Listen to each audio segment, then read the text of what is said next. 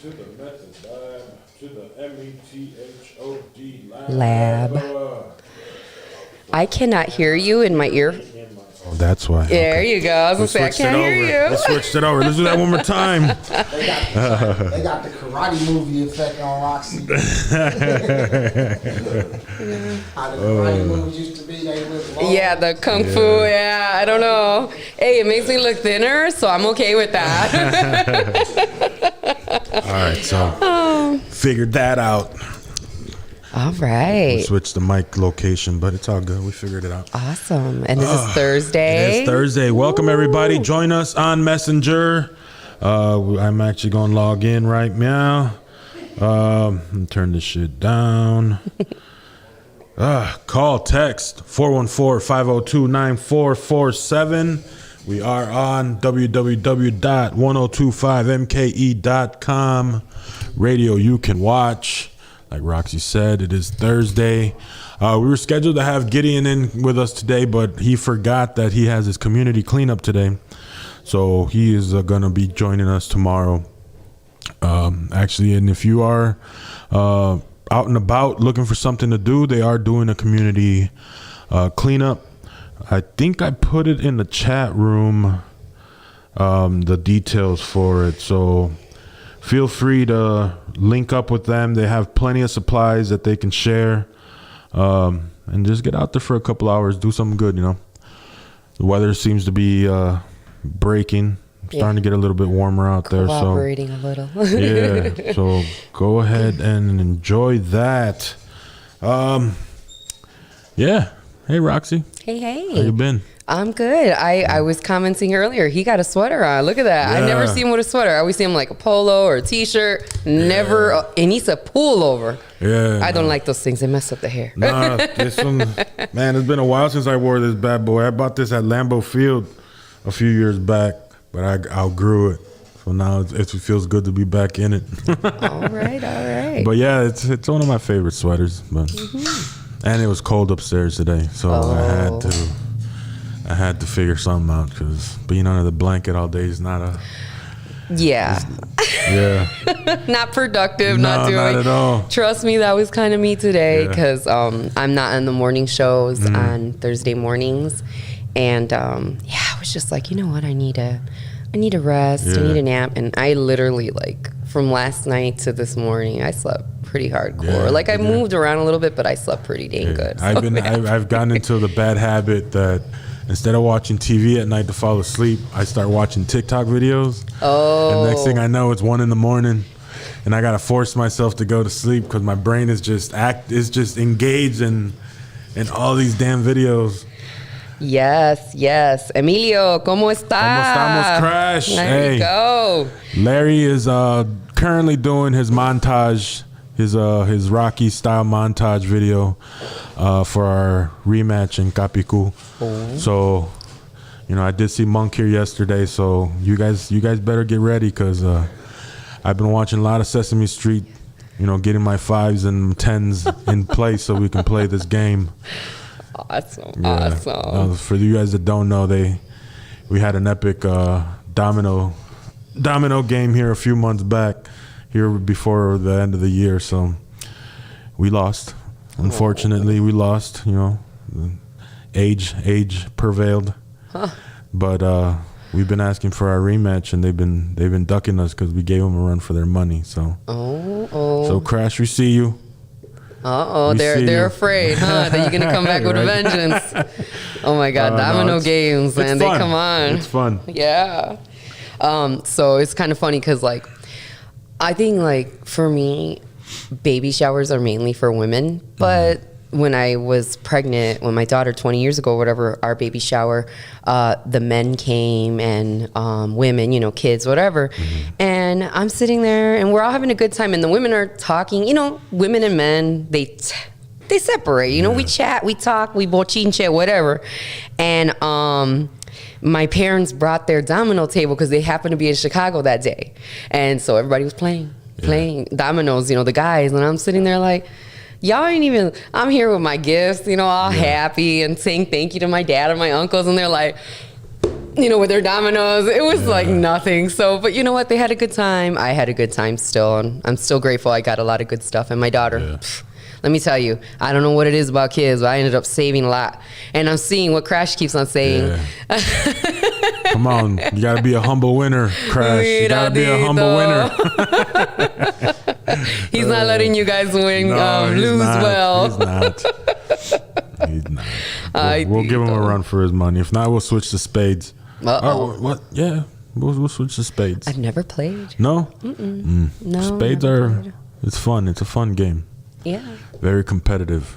Every time I try. You can lose friendships. Right. That's over what a I'm bad thinking game of that is. space. Every time I've tried to play with people, they're like, you don't know? And I'm like, yeah, you have to teach me. Nah, I'd rather keep you as a friend than get frustrated with you. I'm like, oh, okay. Yeah. Yeah, we were taught early. We were young. We used to go to my guy's house, and his mom was big into spades. So she made sure she taught us so she wouldn't be bored. Like if we were over, we had to play spades to keep her entertained. But you learn? Yeah, it was fun. It was fun. Definitely has helped me out in life, being halfway decent at spades. Yeah, right. Nobody's coming after you. What the hell, you know? I've seen people get pretty pissed off because Well, people don't know how to play. Right. Well, if there's money and reputation on the line, and like people saying like you're gonna give people a run for their money, oh yeah.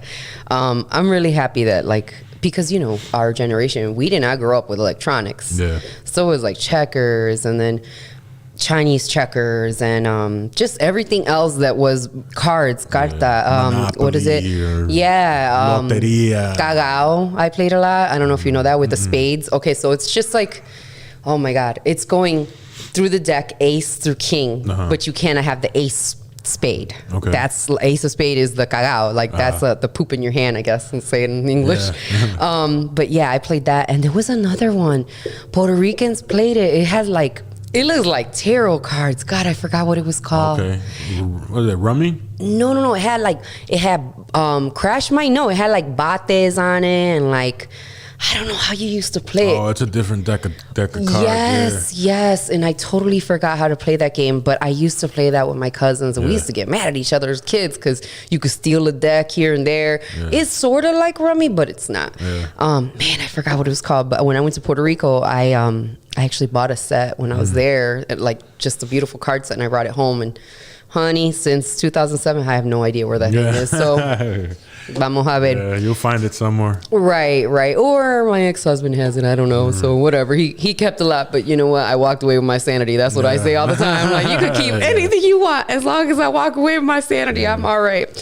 But yeah, I'm really happy that we grew up with bikes and skateboards. And, you know, I rollerbladed for the first time at Christmas time when they first came out. My parents bought them for us. And yeah, I had a really good time being a kid back in the day. Now, you know what?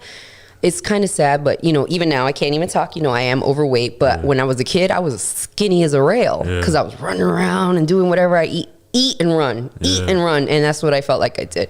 Now it's like our kids don't get out much. And you're scared for them to get out too. So, Nah, it's just, you know, I tried rollerblading once when I was older.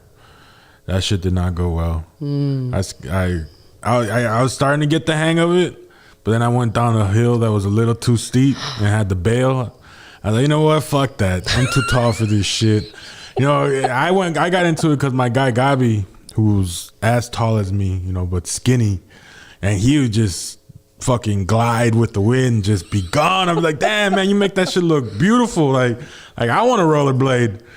Nah, there's too many variables for getting yourself severely injured. Right. And you know what? Within Man, rollerblading. people see me, a little baby rock can just throw you in the street. Yeah, that's... You know, that happened to me with skateboarding. So my first time I ever got on a skateboard, I twisted my ankle. And I was little. I was like probably 6 or 7. I was so upset. Yeah. And then I moved here in 2005 and... I got on a skateboard again from that long ago, from like 96 or whatever, or 86, excuse me, to 2005. I got on a skateboard and I'm doing good. I'm feeling it good. And I tried to jump the curb, and I feel like the curb jumped up on me. I fell, hit my hip real bad, extended my arm and my neck, gave myself whiplash, and tore my right rotator cuff a little bit. See, that's too much. Too many implications. Especially now as an adult.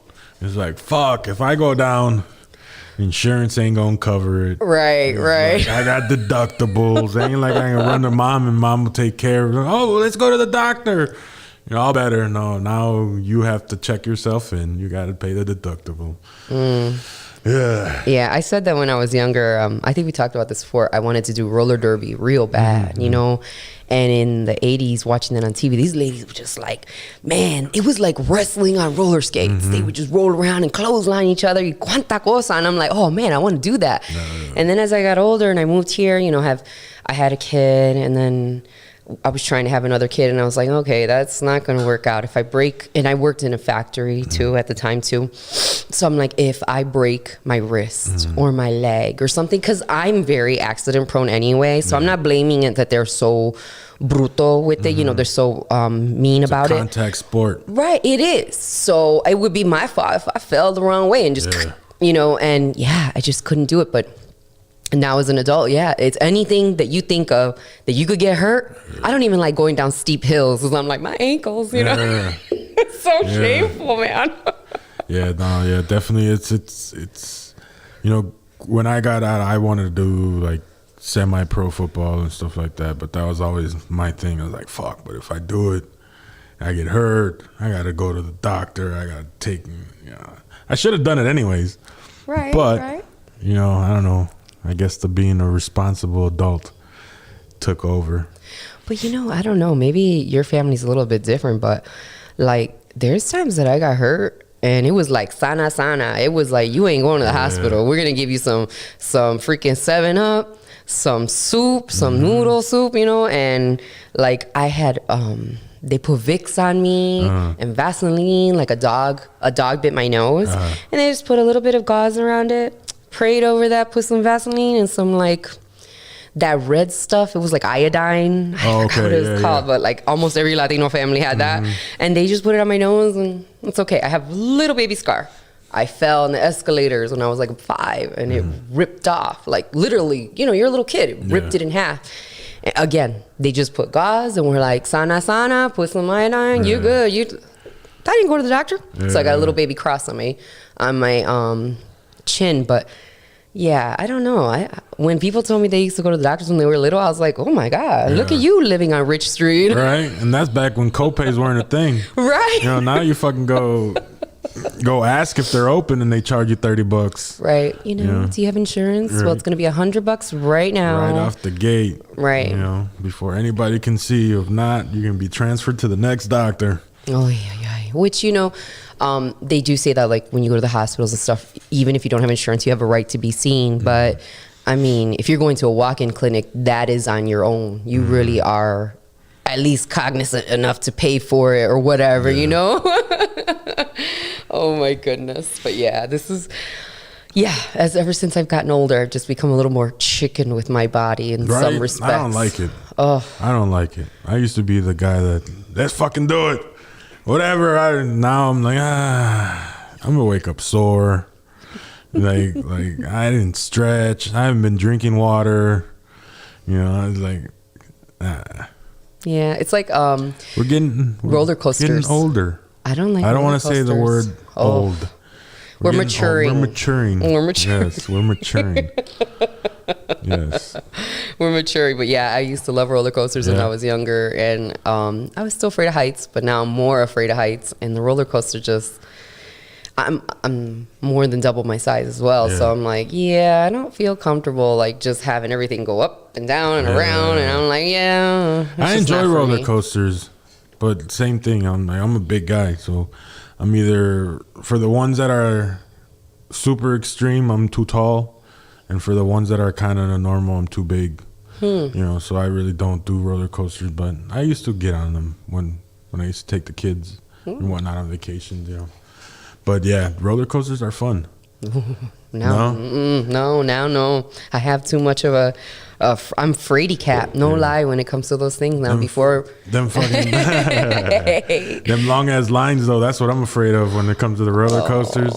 Motherfucking 300 people ahead of you for a 15-minute ride. It's like, not even 15 minutes. It's like 3 minutes because they go so fast. Yeah. True. So yep. And go then, around twice and call it a day. Right. That right there's like your whole day. You're sitting there. You're hungry. You're tired. You're thirsty. You have to go to the potty actually in the middle. To try to come back and forth through that is crazy, and people don't want you to. And not to mention that the water park's like $8 for a bottle of water. That's like the little one, So it's like, you go and you got to be prepared to go, have lunch and whatever. But yeah, 3 hours for like a 2-minute ride, maybe. It's just not for me anymore. Nah, not for me anymore as well. And it's gotten so expensive as well. I remember when we were kids, they used to have like those Coca-Cola cans. They used to give you like a free ride to get in, free. I don't know if they do that anymore, if it's like $10 off or $15 off or whatever, but it's still not in my ballpark. Yeah. I'd rather go take a nap at the movie theater. Oh my God. I have done that before. I've been on dates where they have fallen asleep and I'm sitting here like, we paid like damn near $30 for 2 tickets, popcorn, some soda. Hates going to the movies with me. Hates it. She don't get the concept that I pay my $30 to get a good 2 to 3 hour rest. Yeah, because nobody's supposed to be talking to you. Yeah, you're just you're not up. I was like, and that's why I usually like going to watch action movies for when I start snoring. The bombs and the cars blowing up and the action, covering. She's like, yeah, but your ass always falls asleep when they're talking. I was like, well, I can't plan ahead. It's the first time I'm watching this movie, That's so funny. Yeah, my ex-husband was like that. Yeah. He literally snored like a freight train. I don't know what was up with him, but I just know we went to go see a movie. I don't remember which one it was, but it was like real intense part where like you're finding out the twists and turns and he's there. Yeah. And people were looking over and I'm like, hey, wake up. Yeah. What are you doing? No, she genuinely gets furious. Well, I would get mad, but then after a while, I was like, you know what? Like, I know better. I always fall asleep. I was like, so why are you so mad if you already know that I'm here to take a nap? You enjoy the movie. Let me know what it was about. No, that's the thing. He would wake up snoring and be like, so what's going on now? I'm like, you should have been watching, dude. Oh, yeah.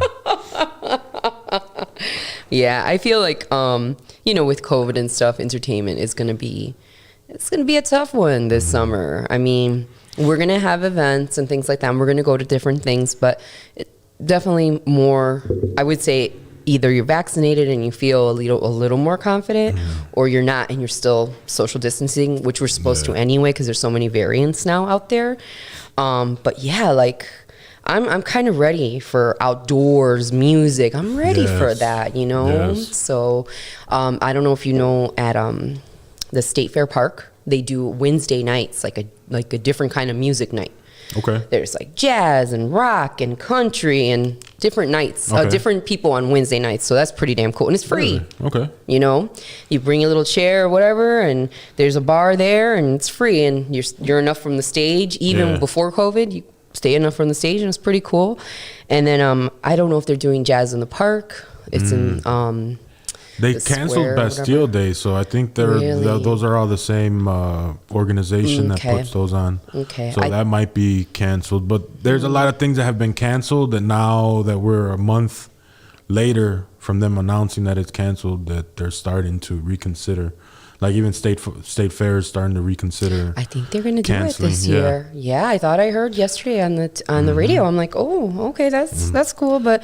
And West Dallas I was just in West Dallas yesterday I went and got some wings and some burgers over at Liquid Johnny's, which is right across the street from this. And people in West Dallas don't give a fuck about the mandate.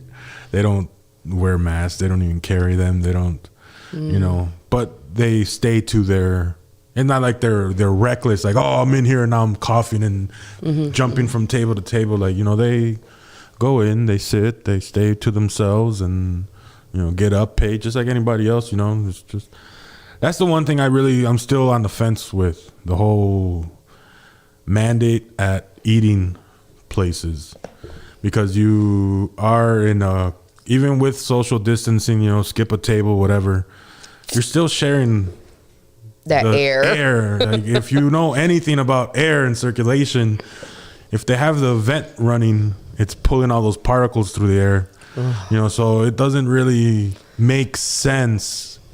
All right, I'm gonna put my mask from here to the table, and then once I get to the table, I'm taking it off, and then it's just off.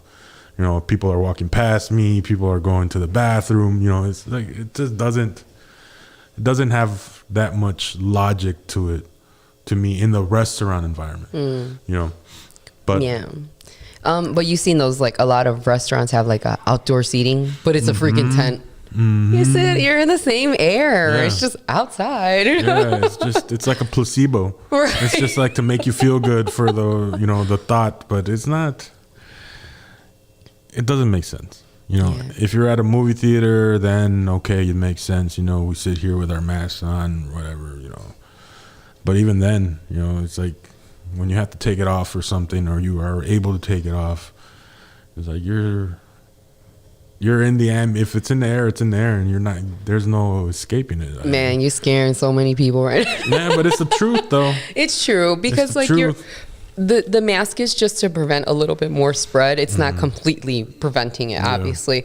But, you know, people that are like germophobic, or people that don't want to think about the particles in the air, you know, it kind of scares you a little bit. But I guess don't get a false sense of security from a little piece of, you know, fabric too. I guess Always, is what you know, you're saying. carry your sanitizer, or locate the sanitizer at the establishment, and just overindulge in hand sanitizer, you know. Wash your hands if Wash you your can. hands, go Yeah. grab the sanitizer, you know. Just do what you can. You know, Yeah. do what you Before, I carried one in my purse before COVID, and now I still have like 2 or 3 in my purse all the time. And then I have one big one in the car that we could just use right when we get in the car and stuff. But I mean, again, if water and soap is available, go to that first, you know. Yeah, just wash your hands. Yeah. Wash your face. You know. You know, Whatever. that's something that I saw as like a meme, and I thought it was funny, but I was just like, man, you know, must be true. They said that people were just not washing their hands enough before this, and now they're like reteaching everybody how to wash your hands and how to, you know, get in fingers, you know, up, down, and around, and so yeah, it just shows that not everybody's washing their hands wherever they go, or, you know, if we're eating something and then we touching stuff, grease, you know. So When you're in the flow of life, you just become a caveman, or a cave woman. You know, you really ain't. You're not thinking about that. You're not thinking about those things. You know, when you're in and out, and you're on task, and you know, it's like, oh, well, I opened the doorknob. Let me go put on some hand. Oh, I just closed the door. Now let me go put on some hand. Like, people don't think like that. we They just- starting to now, honey. They do. They go. Like, I remember I started going to the gym with my guy Tabar, and you know, after the gym, obviously you're done. You go start changing and shit. He's like, bro, I'm gonna give you a pro tip. He's like, you need to wash your hands as soon as you walk into the, because you know, there's direct germs. You know, people touching themselves. They're all sweaty, and you know, I was like, trust me, wash your hands before. I was like, damn, like. It's common sense. Yes, it makes sense. Yeah, as soon as I'm done, go wash my hands. But it's still in the frame of thought just doesn't click sometimes, you know. But whatever. Yeah. Everybody to their own, you know. No, man. No, I'm not going to agree with that. Wash your hands, man. I Yeah. don't care where you are. If you're at home, you know, I see a lot of women. I don't see that now. I used to see a lot of women that used to go tinkle and then just be like, and go out and walk out. I'm sitting there like, look, you touched your fancy bits. I don't care how clean you think you are. You better wash your hands. Yeah.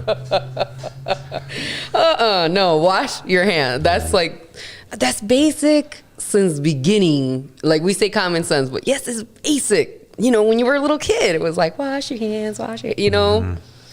So, but no. I think about that more than ever. And, you know, for a time, it's kind of funny to say that, but I was a germaphobe. Like, Okay. I didn't even kiss boys or touch anybody or anything. I lived in Chicago. I had to take the L everywhere. I felt like I was like, God, why am I even touching or looking at anything? And so it took me at least a good year or so to be like, girl, if this is the way you're going to be, you're not going to live a life. Yeah. So you just better do on what you got to do. And then again, wash your hands, take care of yourself. And hopefully people around you will be clean and Proper hygiene. Exactly. So, but whatever, to each their own on that, but wash your hands. Yes, wash your hands, you dirty bastards.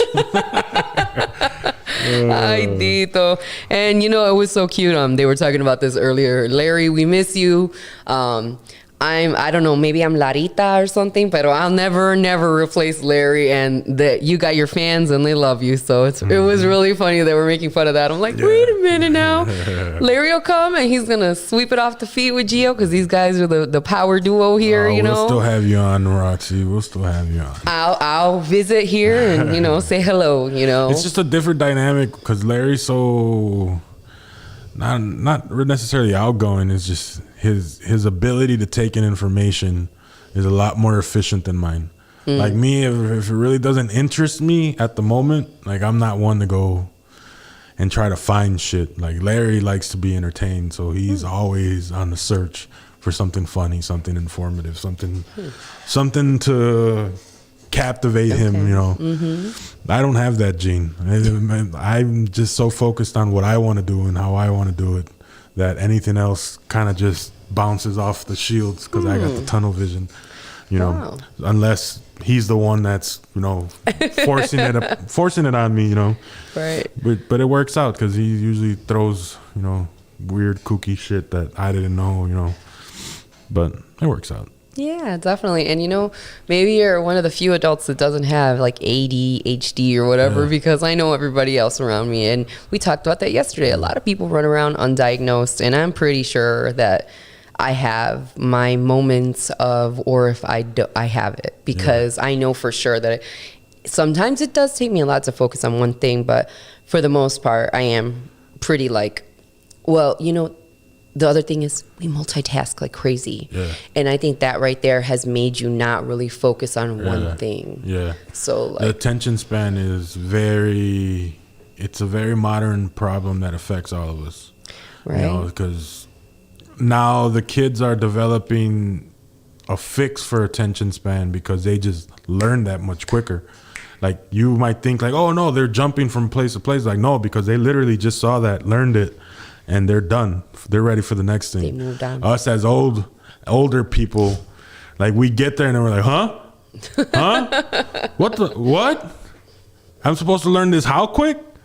And then we're just stuck in that. And then we're like, oh, I can't do that shit. All right, let me go find.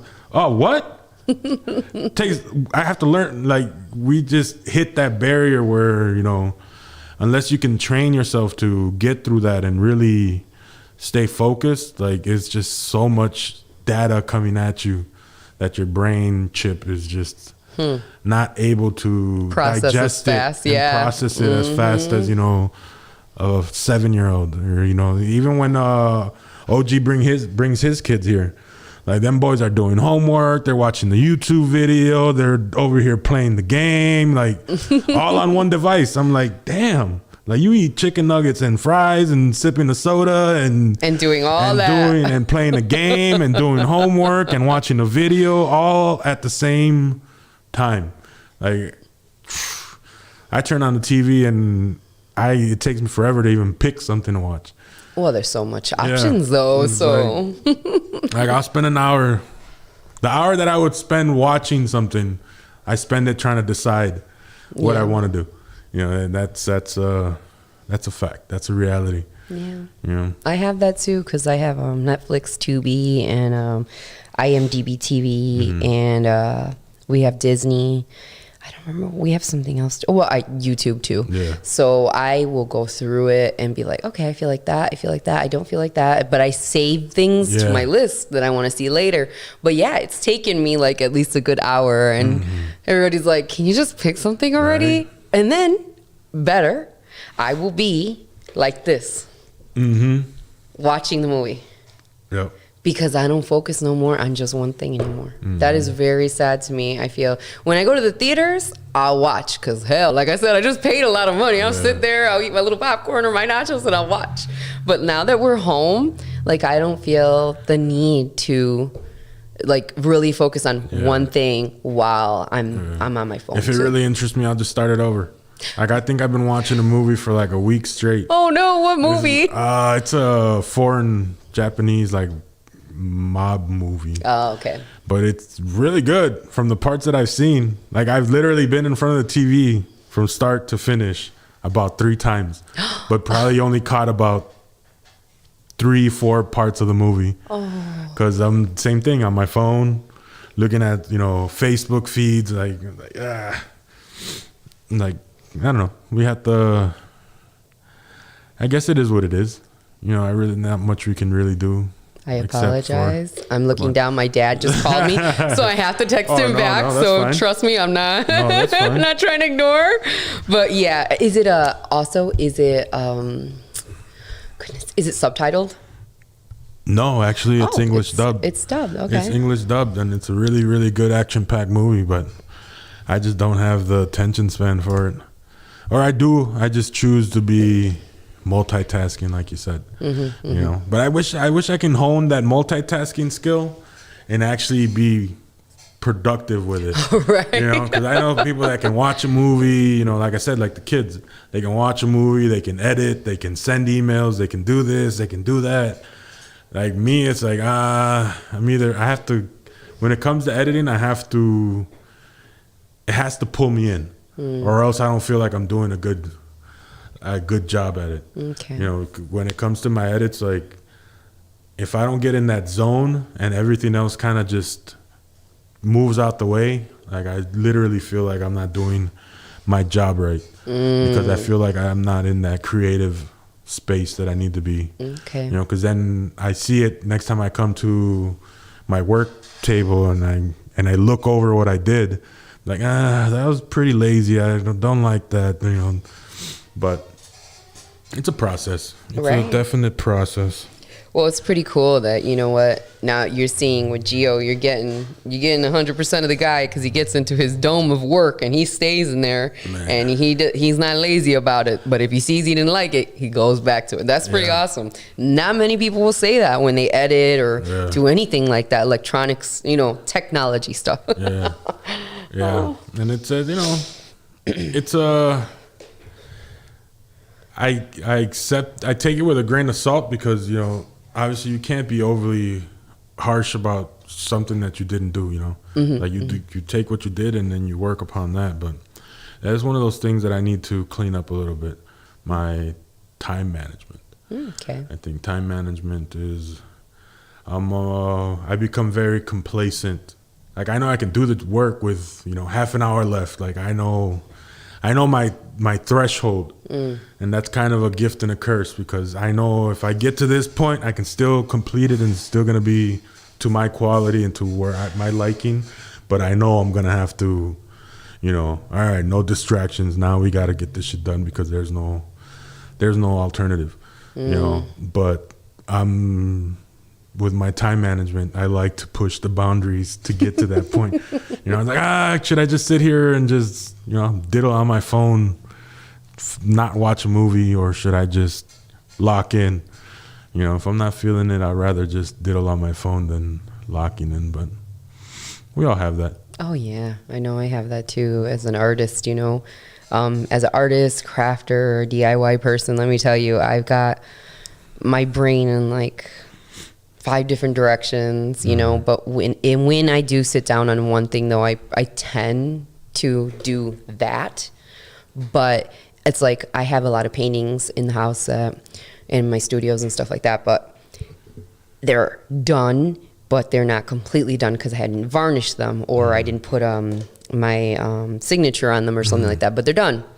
And then my other fire is burning over here, let's just say, and I'm tending to that, So I definitely understand where you're coming from. Time management can be something else for a lot of people, especially if it's not something you're used to, or like you said, you get complacent. Like after a while, you're like, I know I got this much time, and then it's like, oh damn, I got this much time, Yeah. Oh man.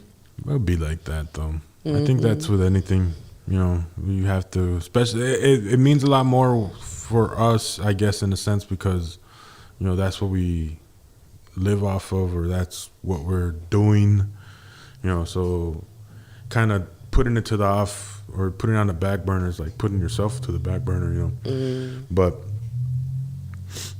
we can work at it. We can work at it. Right. Every day you try to do something different for yourself and better yourself. So that's a good thing, you know.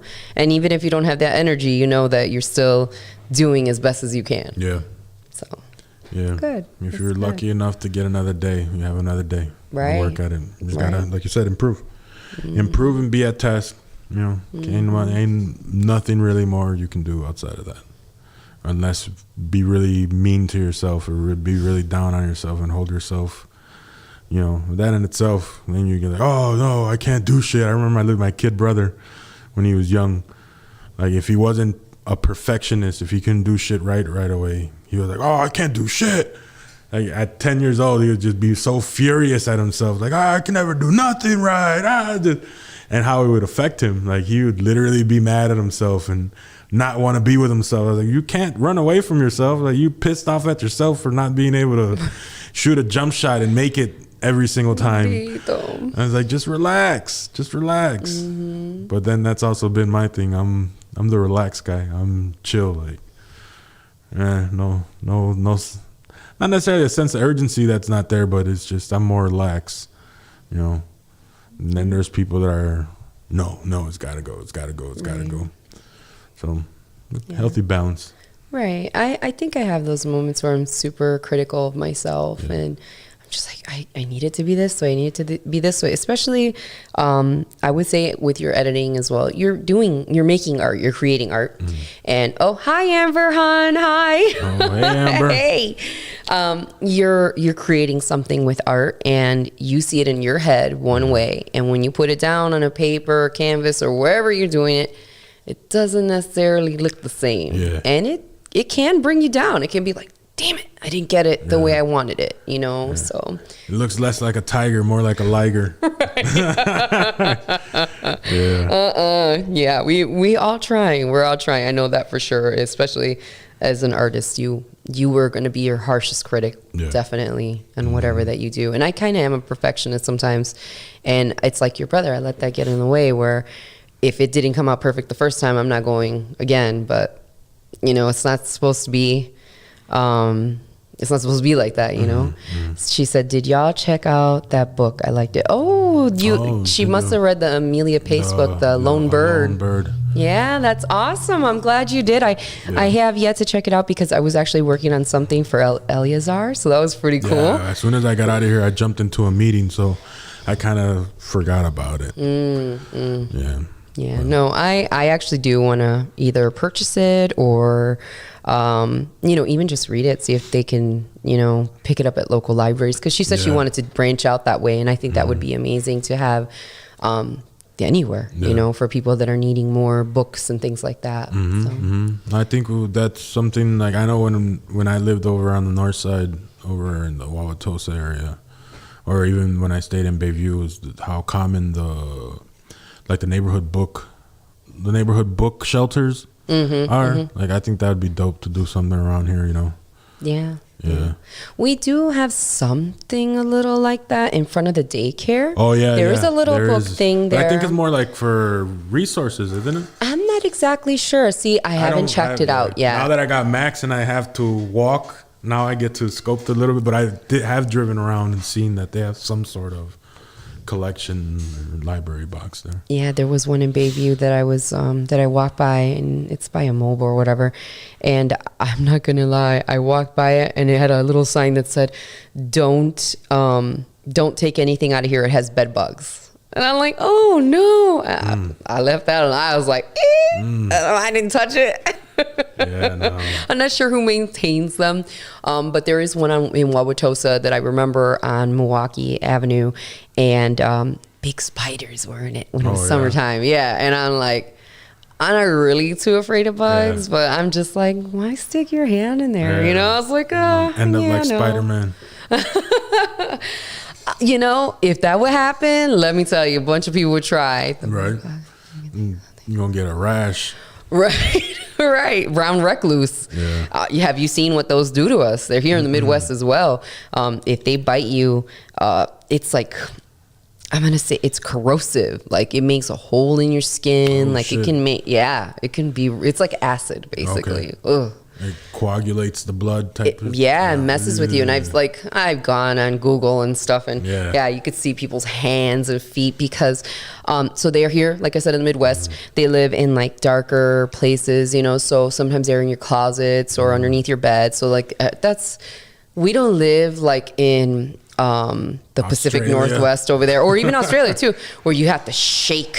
Yeah. Like shoes and stuff, but they say you should do that too. And then Amber said it. They are all over in random areas. It's true. Yeah. So it's not just your sinks and garages and things like, no, they're under beds. They're under anywhere that's dark that they can sit and chill, and maybe an occasional bug will come by and they'll do whatever. But if they bite you, it's pretty bad. Look it up if you feel so inclined. I don't know.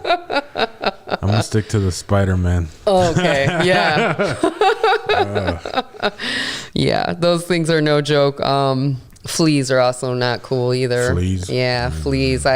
With my old job, I worked, and they had an infestation of fleas, and I was like, they brought in an exterminator and closed down the place for like a week and cleaned it up and stuff, and it was really scary because I was like, oh my God, I had a newborn at the time too, and I'm like, I'm gonna bring that home. It was really creepy. Yeah. So any bugs that are not supposed to be in your spot, but think about that. They live where we live, basically, You got what are those centipedes and. I do not do places where pets are included. Oh, Amber, but you're missing out on so many sweet babies, I'm sure. People try to keep their animals clean. I guess my big pet peeve is like, don't have your dogs on the bed unless you put like another blanket over that they can dirty up and it's not your actual blankets. But that's my peeve. Yeah. Don't put them on the bed, don't put them on the sofa because they've been walking around everything, sniffing everything, eating everything. Ooh. Yeah. So Yeah, that makes sense. Max gets on the bed every once in a while, but he likes his bed instead. Yeah. So, but that I definitely Amber says she has indoor cats. Indoor cats. Okay. Yeah, that's one thing I can't do. Cats. I don't know why. It's just so it's. I don't mind cats. I just think that they're crazy though. They're like a thug trying to try you. Yeah. That's what that is. Because my sister had a cat and she had it in Chicago in her building, and there was like a sink that didn't have doors. It was just like a curtain, and she had its litter under there. Yeah. I promised you, every time we were gonna eat, that cat was in there taking a crap. Yeah. I'm like, dude, do you just know when we bring out the plates, the platos, and everything, and it's already like, I'm gonna go take a shit. I don't know, man. Cats are very devious. I think I don't know how I would react to seeing those cat videos when they just sit there and knock shit over a cup of water and they knock it over. And they're right with you. And That's why I said they're testing you. And they expect you not to do anything. Like, no, I don't back down to my mother. Like, why would I back down to a fucking cat? That's. Oh my Amber God. says they cannot be trained. No. So no. am I devious? I don't know. Look at that. I don't know. Oh, meow. No. No, seriously though, I think with cats, so I do go up to Green Bay, and the family up there has a cat, and his name is Wolverine, and he's a real cutie. I could actually share the picture of him in here sometime, but so Wolverine, he's gray and a little bit of white, and he would attack you with his baby claws under the chair, yeah. wherever you were. He would. Okay, now he's like a dog. He will go fetch. He's like a dang dog. He'll fetch, he'll play, he'll come back and forth. He likes to chill. He's not very he doesn't throw things on purpose, at least for what we see. But yeah, he's a good cat. And I'm like, man, this is like a dog. This isn't even, Yeah. The only cat that I've ever seen that was behaved was because he was so overweight he really couldn't do shit but just mosey around. It's just fat ass cat that my guy used to have growing up. But I don't know, cats are just a little too much.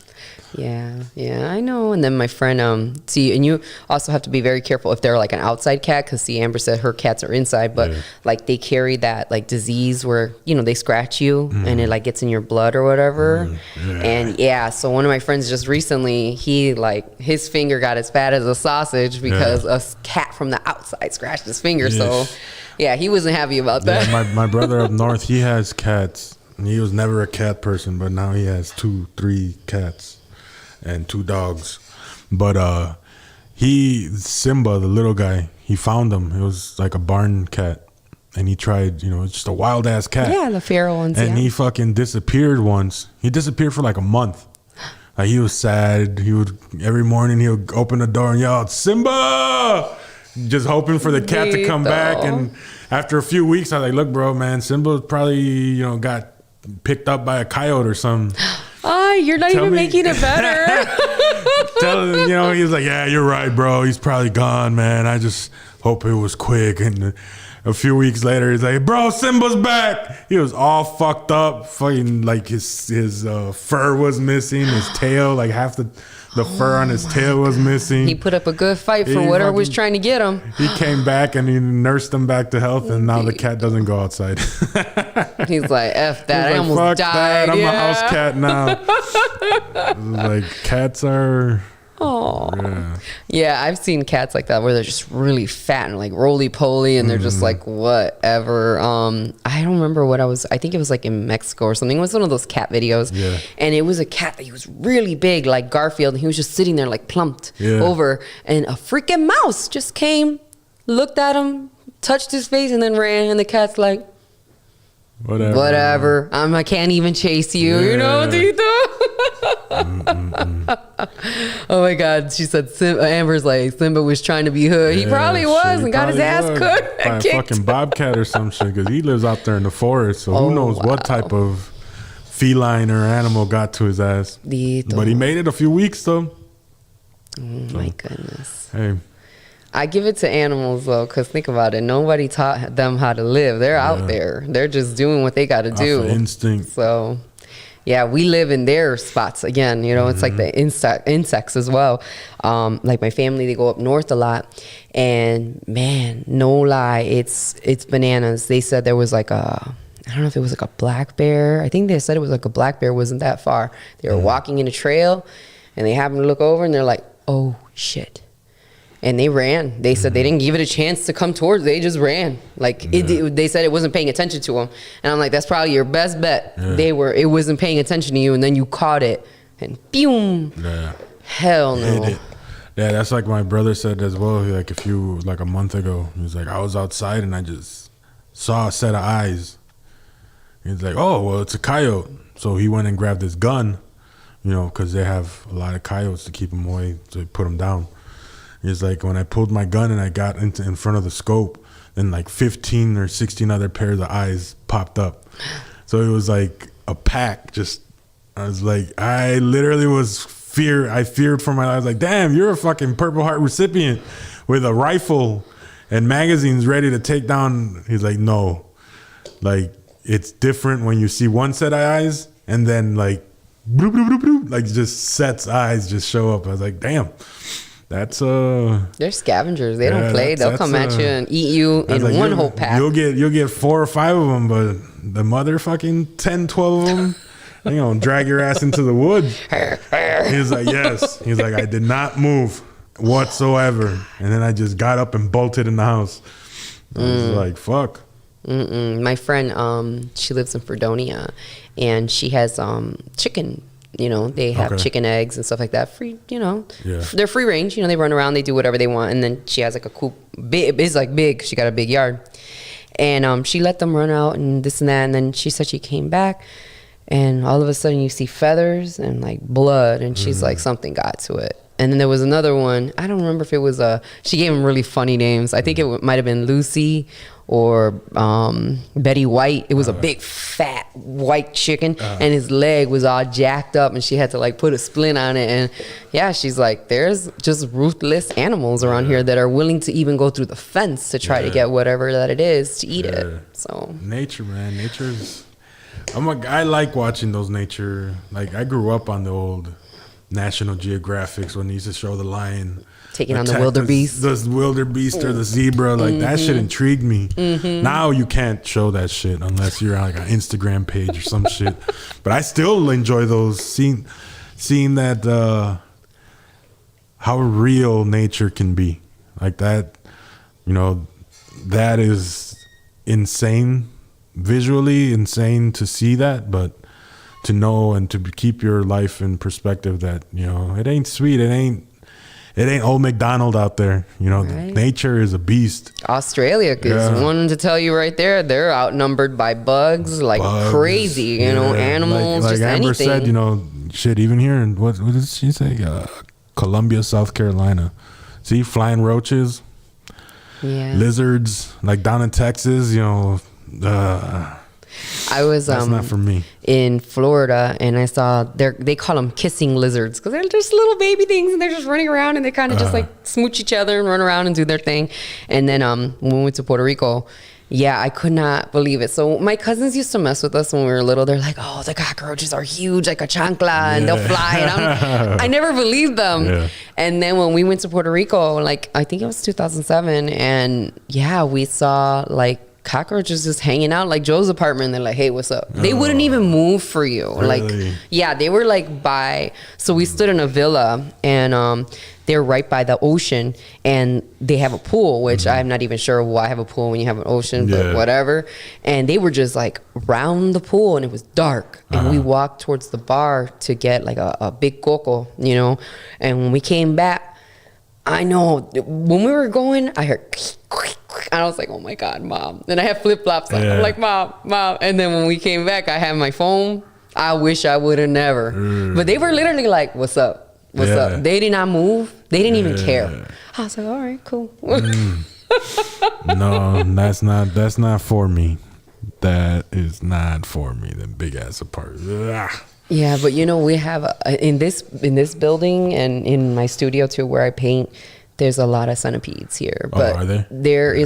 I don't bother them usually. Like if they come towards me, I will kill them, but I don't bother them because they eat bugs. They eat everything else. Spiders. Yep. Anything else that's around, they'll eat them. So I don't bother them. But if they come like right by me and I'm like, "You bulk," you're dead. Yeah, you have to.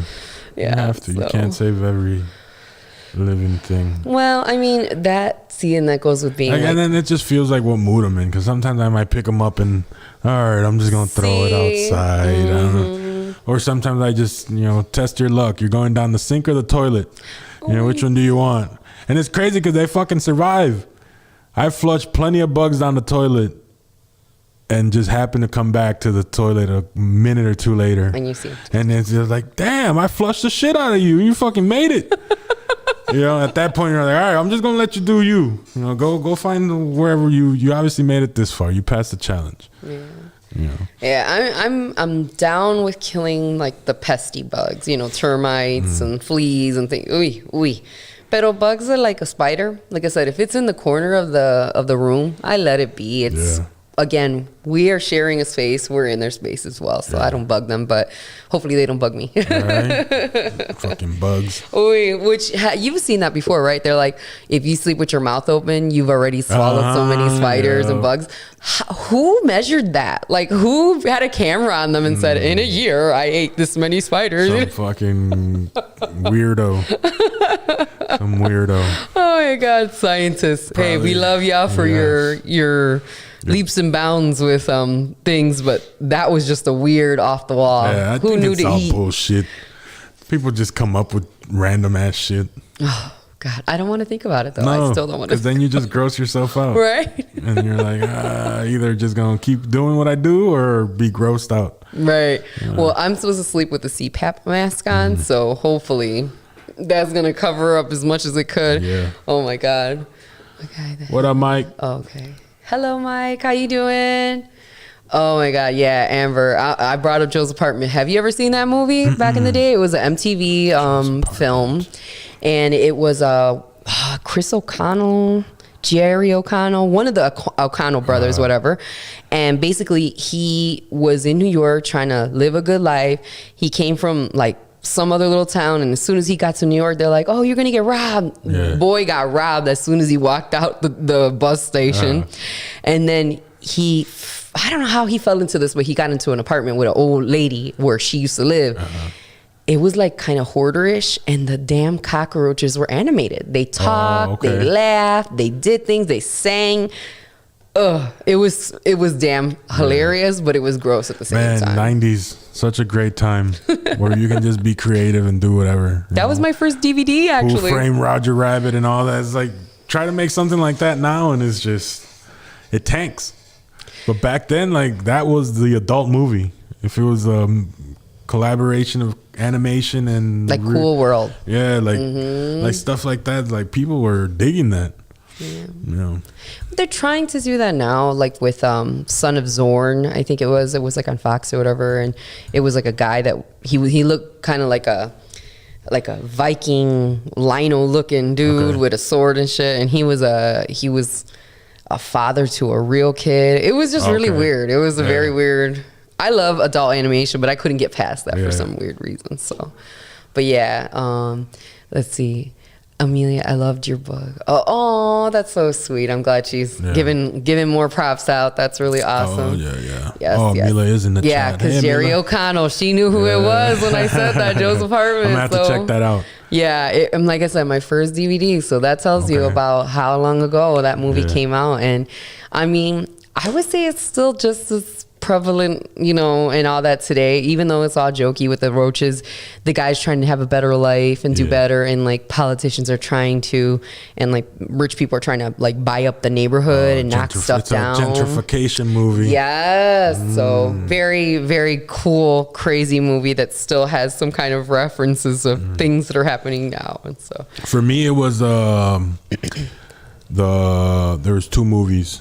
They weren't animation, but they were kind of like that kooky out the box. Was the one with no, not Jamie Foxx, the guy from Back to the Future, Michael J. Fox, okay. where he was like a ghost. Frighteners. Yes, that one. I love that movie, and that Bruce Willis movie with him and Kurt Russell's wife, and where Death Becomes Her. yes, Yes. those two are my go-to. That and obviously Beetlejuice and stuff in that realm that I really, really enjoy.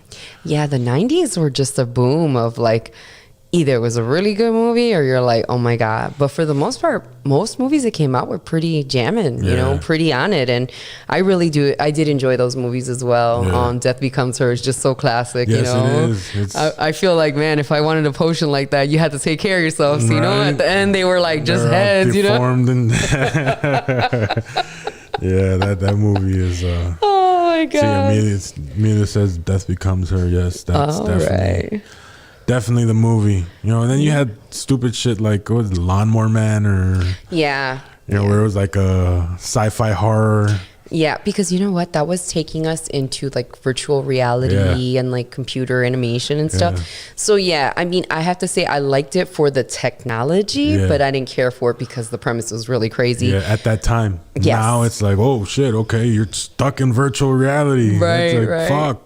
Well, what is the lot of other people one? Virtuosity. Virtuosity, That was yeah. the shit, man, with Denzel Washington Yeah. and Russell Crowe, I think. Yeah. That was some stuff right there. And it was, again, he came out and became like this bio thing and started like killing people. Yeah. And it was bananas, but it was a good one. Yeah. So. Now they're relevant. I can't wait to see what they create now. Yeah, well, you know, I don't know if Minority Report came out, early 2000s Early or mid 2000s yeah. or whatever. But that was something to behold as well, Yeah. that knowing the future of, you know, what's going to happen. But we could go back because like Time Cop, Time Cop. you know, Van Damme, that was my poppy, man. Van He was Damme. the only man that could look good with a mullet, you know? He got a nice body, kicked ass. I was like, all right, I don't care about your mullet, man. Yeah. And he did carry the mullet for a lot of his films in that yeah. time. Oh, yeah. Yeah. And now, my God, I mean, God bless him, but he looks like an old piece of shoe leather. He Yeah. does. Yeah. It's like the people that like, even Arnold Schwarzenegger, you know, the buff people, they've kept themselves so tan and buff and oiled and whatever that if you don't keep up with that every day, you kind of looking like you're, like crinkly, like leather. Yeah. Ooh, I don't know. Ooh. Yeah. You look like you should go to Florida and retire. Dito, sí. I love my Arnold though. He's on point with a lot of like things in the media and things Yeah. like that. So, and now I'm looking at you guys in our chat here, Amber, Amelia, Michael. I think you're there too as well. What are your favorite movies? Actually, I'm seeing Amber kind of put two classic Boys in the Hood, Menace to Society, Juice, Above the Rim, Belly. I have RP seen again, Above DMX. the Rim. I've seen Above the Rim a few weeks ago. Okay. Menace to Society, definitely Juice. Those are all great movies. You know what movie I speaking of having relevance, I'm still continuing to watch Speed. So it's another one of those movies that's going to take me a week to watch. But it was funny. I was kind of it was after the show. I went and did some laundry. And one of the quotes from the movie was when I don't know if you remember the movie, but when they're on the runway and they're getting the driver Sam off the bus, and then the lady tries to get off and he blows it up. And then Dennis Hopper? Yeah, it's Dennis Hopper. He goes like, "Oh, look at that, interactive news, the thing of the future." And he looks at the camera and he laughs. And I was like, damn, now it's 2021. And I was like, oh shit, interactive news. It's the way it is the future. Right. Like you can have on the spot and interact with live events. Right, which is so sad that's why we know about all these cases coming up and all this police brutality and stuff like that, because of body cams and people around really being on their stuff, recording. Interactive news. Yeah. Like that's crazy that at that time the concept was, oh, well, if the helicopter can catch it, they're infringing on your space. They're broadcasting everything that you're doing. Yeah. And that's as far as it would go. Now it's in your face at all times. Right. And you know what? Amber just put up there, oh my God, one of my favorite movies, Mi Vida Loca. Mi Vida Loca. Being a Latina in Chicago, I was like, obviously back in the day, there was a rift between Mexicans and Puerto Ricans. So I was very pro Puerto Rican, but seeing like the Chola lifestyle in California and seeing what they go through in that movie was like super sobering, because I grew up in the hood, but I never grew in it, Yeah. So to see that kind of lifestyle was like, wow. That too, like I've always been in the hood, but I never lived the hood experience. Right. Like my mom always kept me, or my dad always kept me working, but I never really got to experience, like listening to these guys speak of how they grew up, and like their life experience. I was like, damn, I grew up in the same fucking streets, but that's not how, I don't know if obviously that was good parenting on my parents' side, or just life experiences never presented to me in that way. But yeah, it's like the blood in, blood out, the American me, like that lifestyle is lifestyles that my cousins, and family members like truly experienced, the gang life, the, that whole interaction with the police, like that type of stuff. Like it's and it's weird because even like you feel like just because you are Mexican or you are a minority that reflects, obviously your upbringing, but some of us didn't experience that quite that way. But it doesn't mean that these movies mean any less or anything, because you still have experiences and you have examples, but it's rough. Because I've had just like Blood in, Blood Out, I had a cousin of mine, my not even, he wasn't my cousin, he's my uncle. Because my grandma had younger than me, kids. But yeah, that was one that, when Mikla blows, he loses his leg, that I had an uncle that did that to himself. Like he went and did a robbery and shot himself in the leg and destroyed his leg. And instead of going to the hospital, he tried mending it himself, and his leg just caught gangrene and they had to chop that bad boy off.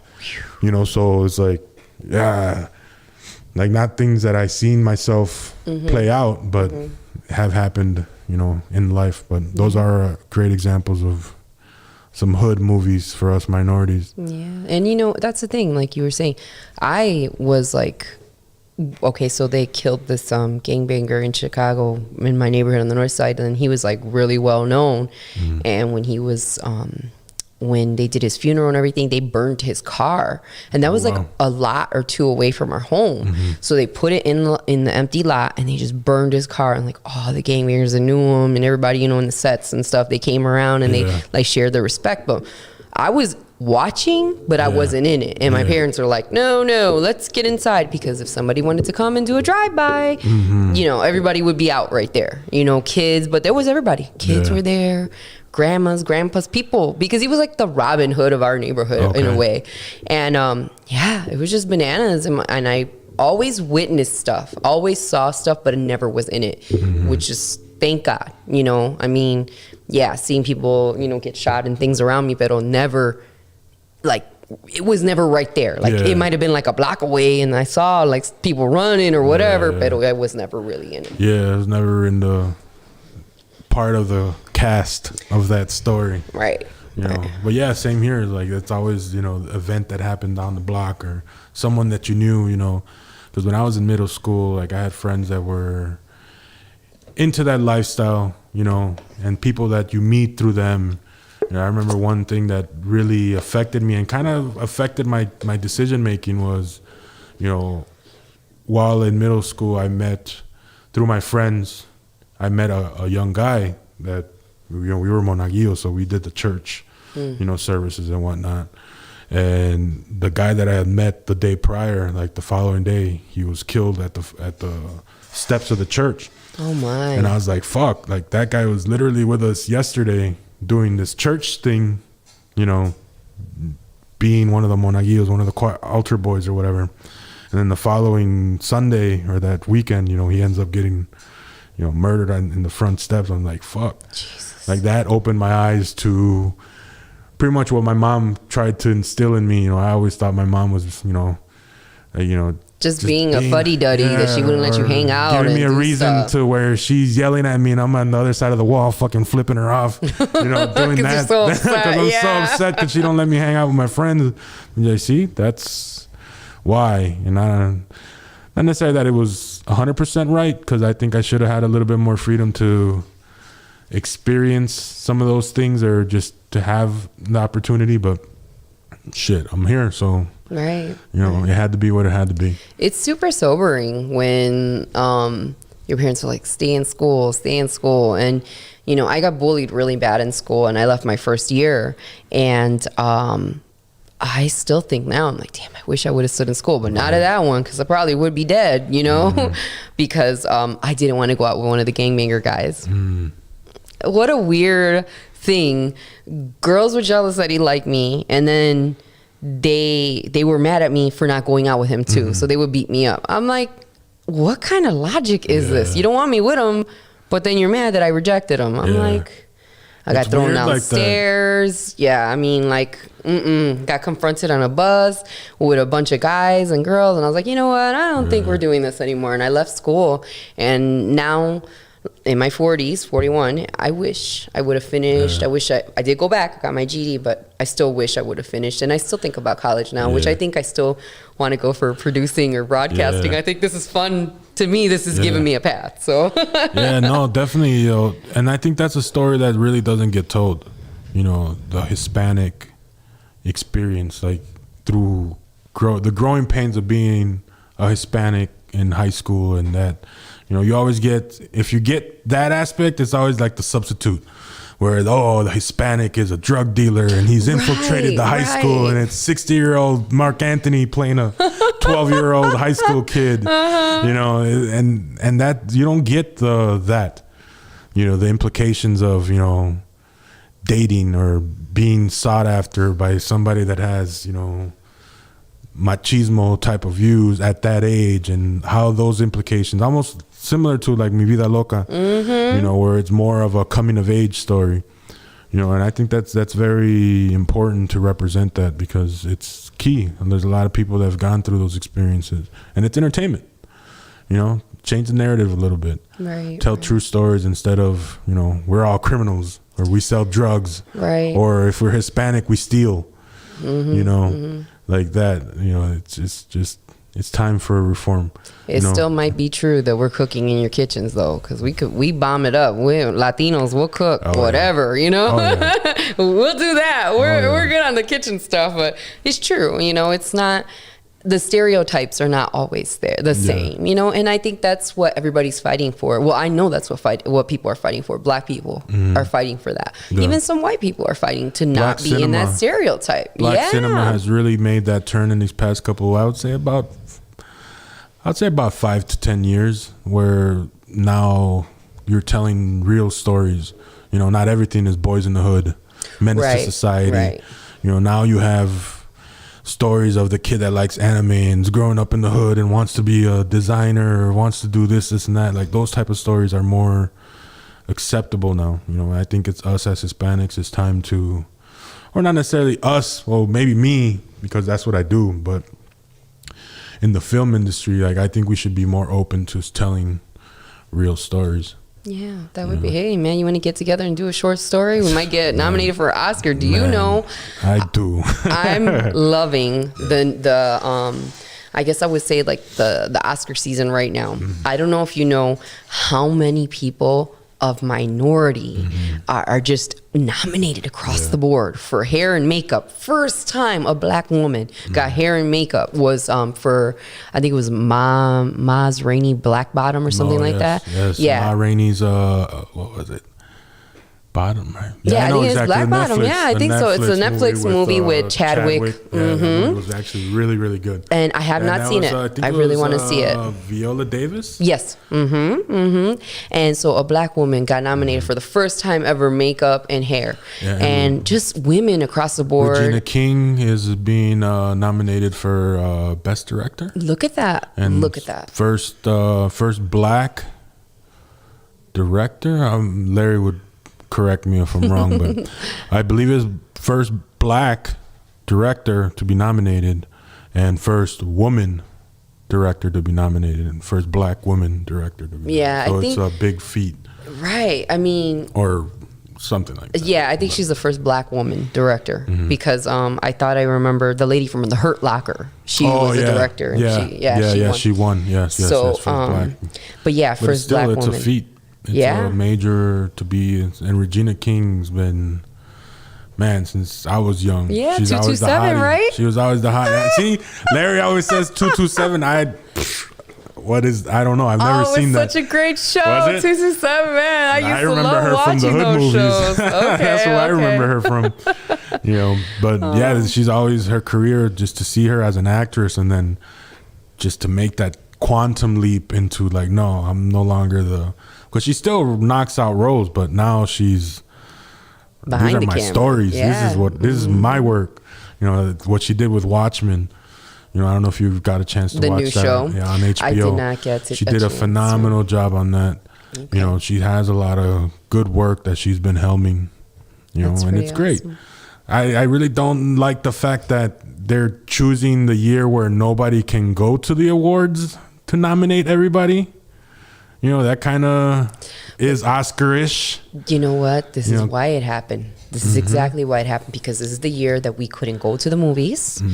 And you know what? A lot of people started complaining even before COVID. We don't have enough diversity. We don't have enough. And so this is the year that, man, it just exploded. And those are not the only two. There's so many other, like, I think it's like Asian people and just a bunch of different people that are, and I love it. Yeah. It's just sad that it happened to be that it's a year that a lot of other blockbuster white helmed movies weren't, you know, put in there. But I'm still loving it. I'm still loving that these people have gotten this recognition. And that's a very awesome. Dope movement, you know. The Black Excellence movement is a very, very dope movement because, you know, it's wonderful to embrace, you know, what you are. You know, you are black, you are American, you are, you know, you are different. You know, and that's one of the things that a lot of people confuse. Is like, oh, I don't see color. Like, no, you should see color, but you should respect it for its difference. You should respect it for what it is. You should expect it for its uniqueness. And your color is as wonderful and as unique and as special. Even if you're white, you're still a unique individual. You still have your own story to tell. you know, and your history might have a little bit more of a tainted narrative because of, you know, but that's none of your, you know, your doing. Right. You know, you're still unique to who you are, you know. Yeah. And if We're just anybody asking sees you- that, I'm sorry. No, We're go just ahead. asking you not to perpetuate the hate from Yeah, back in the day. exactly. You know, break the chain from wherever your family put you to. You know, yeah. so And then to me, like, say if I was white, 100% white, you know, mom, dad, whatever, and I had ancestry that, you know, was slave owners or plantation owners or things of that sort, you know, I would think embracing my heritage would be to acknowledge those things and to know that it's not me. It's something that I acknowledge it had happened, but I personally don't owe anybody anything. I'm just going to try to be a good human moving forward. You know, like, I think that's the best way to approach it, you know, because I don't like that either. You know, oh, well, white people, fuck white people. They're the devil. This is, I don't like that agenda or that narrative, you know, because it's not fair to people that really had nothing to do with what happened back then. yeah. You know, obviously, I can't speak for Black America on what they should expect from white people or whatnot because I'm not Black myself. You know, but as a Hispanic male, you know, being a minority, that's my approach to it. You know, where, yeah, you can't really hate somebody for something that they didn't do. You know. I think I love what you said. I think it was a few days ago or yesterday. It's just like treat a person accordingly. Yeah. If they're gonna treat you crazy and messed up and disrespectful, then you know what? You're gonna do the same back. I don't care if you're blue, black, green, yellow, whatever. I'm gonna treat you the same way. Or you know what? I have done this before. I've had people be racist and really crappy towards me, and I just smile. I'm like, you know what? You can say, do, feel, whichever way, and I'm gonna smile. And I'm gonna kill you with kindness because you know what? I'm not giving you the satisfaction of becoming upset or whatever. So it depends on the situation. You can live it that way or say it that way. But yeah, I mean, it's the same way with like Jewish people and Germans. You know, that's the thing though that I'm going to tell you that's really messed up, and I've seen this and I read it. German people are actually sad for what happened and what they did to Jewish people. And some of these people aren't even alive, you know, it's just their ancestors, you know, going back. But here, you know, some white folks, not all, some have embraced the hate from back in the day and just keep perpetuating it, keep on going, you know, instead of cutting it off. You know, it's like they're proud.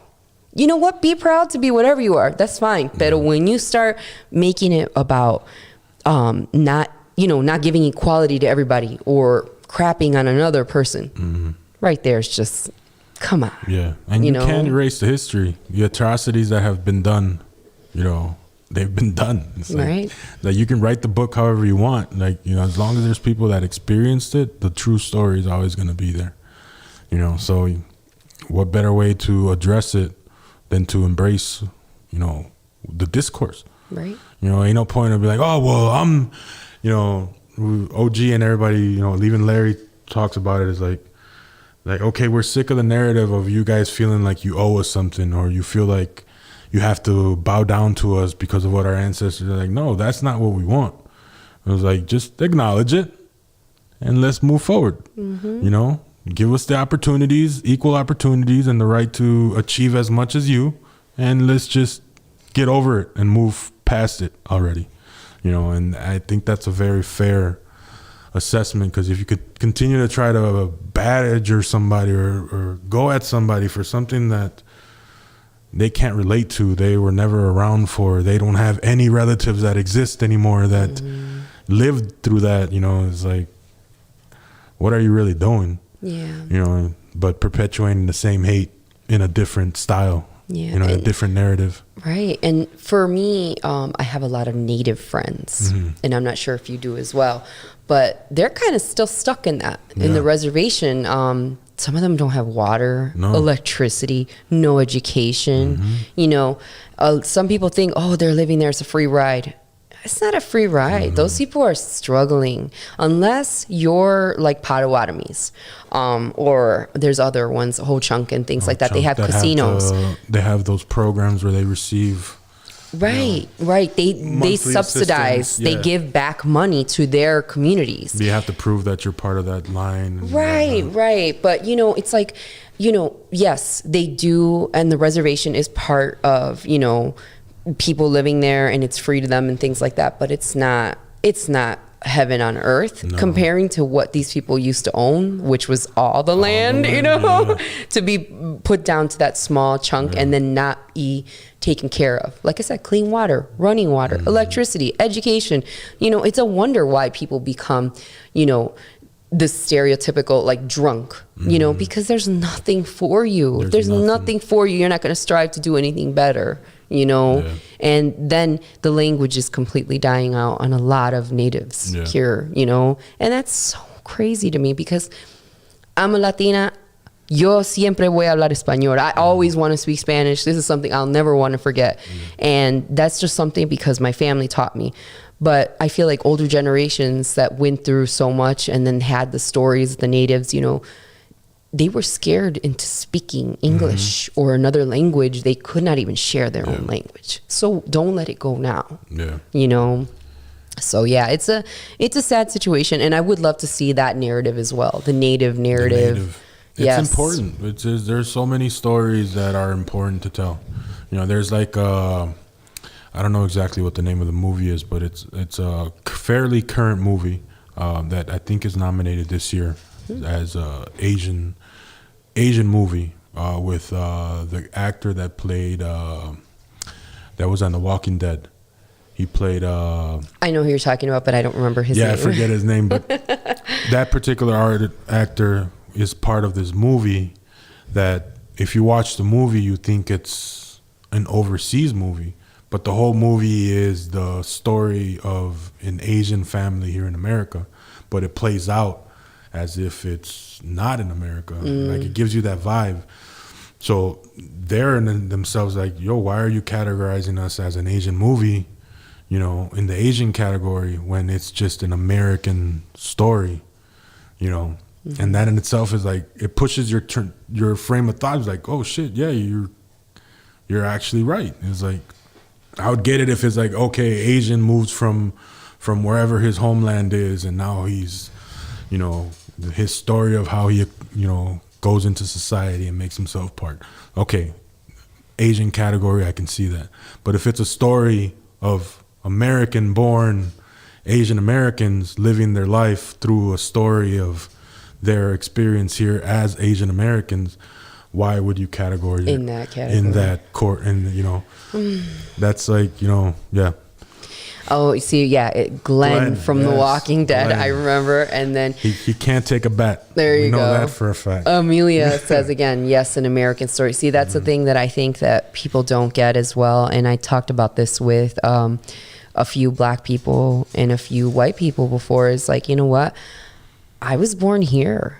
I don't know anywhere else. This is my country too. I just don't look, I don't have white skin and blue eyes and blonde hair, or I'm not a black woman, and that is such a weird narrative to have with people because they automatically think, go back to where you came from, like Chicago, North Side, I don't know anywhere else. That was a major discourse for me growing up as well, because it was always, my mom's Mexican, my uncles are Mexican, my dad's Honduran, my uncles and aunts and family are Honduran, they have a different experience, but that was always something for me, like, well, what do I relate with? Am I supposed to be Mexican? Am I supposed to be Honduran? Am I supposed to be American?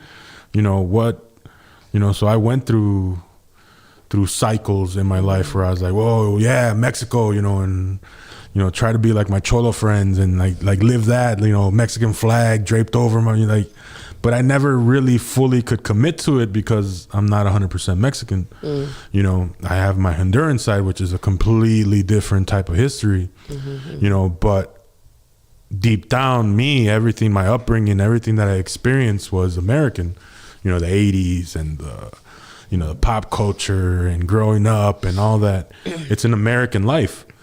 So where do you fall in? Like, up until my teenage years, it was really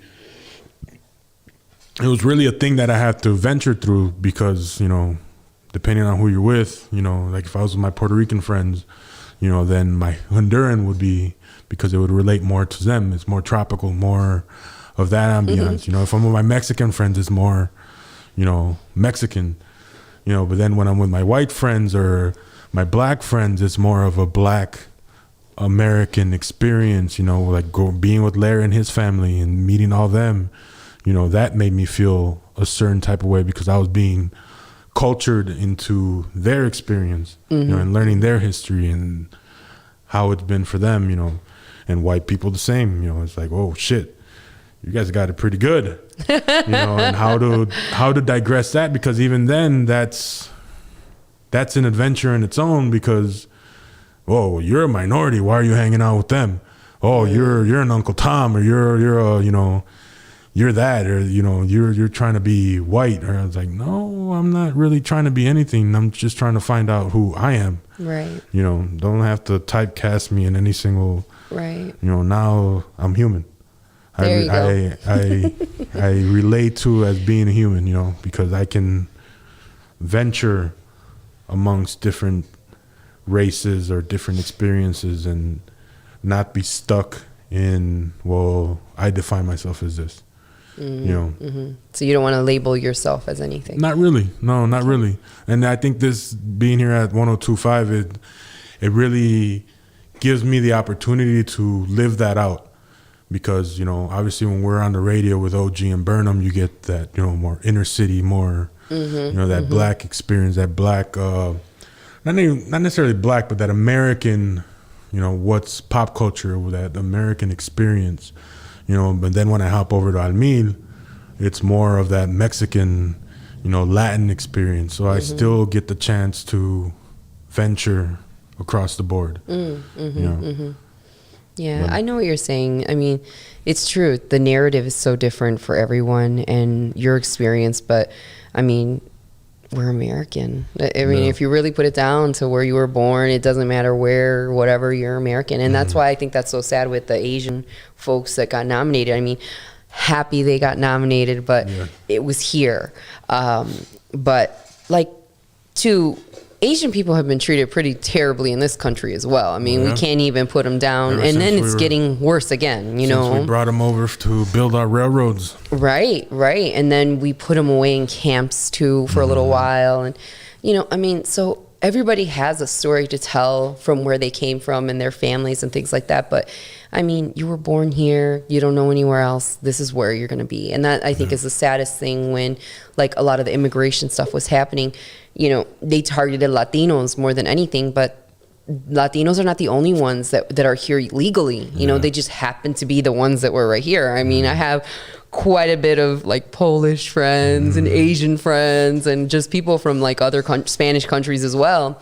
And I'm like, It's like I hear in Minnesota, there's a lot of Somalian people. yes. Like, so even then, you know, like Africa and that region, the Middle Eastern region, like we have a lot of people that venture from those areas. Yeah. But you know what, I think you're saying that, and I was hearing it on NPR. A lot of people from Africa that are here as refugees. A lot in Wisconsin. I would love to talk to those people because I was listening to them. It was a talk radio, so I listened to it on NPR for, you know, national. But here in Wisconsin, there is a huge. Goodness, I forgot where were they from in Africa, but they came here as refugees, and their stories are insane because they had to start over. Like, they couldn't get transcripts. Like this one lady and her husband, I think one was a teacher, one was a doctor. They had to come here and do college all over again. Oh, wow. They had to do everything again. And just because they're refugees and just because they come from somewhere else doesn't mean they're not educated. So yeah, look at that. Milwaukee has a large African immigrant group. They do. That's Amelia was saying that. When I was in high school, one of my very, very good friends came from a African family. They were actually African royalty, you know, living here. And the Sakisi, and his brothers, you know, great family, great people, crazy as fuck it. That motherfuckers are crazy. But yet, biggest hearts, you know, always willing to go to bat. What's up, ladies? What up, Hey. fucker? But yeah, I feel like here that's something that we need to address completely, is that just because you are an immigrant or a refugee does not necessarily mean that you are uneducated or you bring so much to the table, and you don't know that. You automatically don't know that. So. Yeah. Have you listened to this? Oh my God, Gio's great. He comes with his own set of ideas. I'm just not book smart. Spanglish. Oh my goodness, Tito. I just read ingredients. That is true. Hey, if he could cook it, I'll eat it. He says his cooking is good, so hey. Throw down. Yeah, Go eat your tater tots. that's so funny. Lario here, he's a great guy here in the building. He's just the crack up. He's an asshole, but we love him. You know what? I don't get that from him too much, so I'm all right. I'm out of the line of sight, I guess, but yeah, I feel like it's true. Just as again, I'll reiterate that until the cows come home, because even I went through the immigration process with my ex-husband, and it was very daunting. Just everything that you have to go through, and I'm gonna say this, man.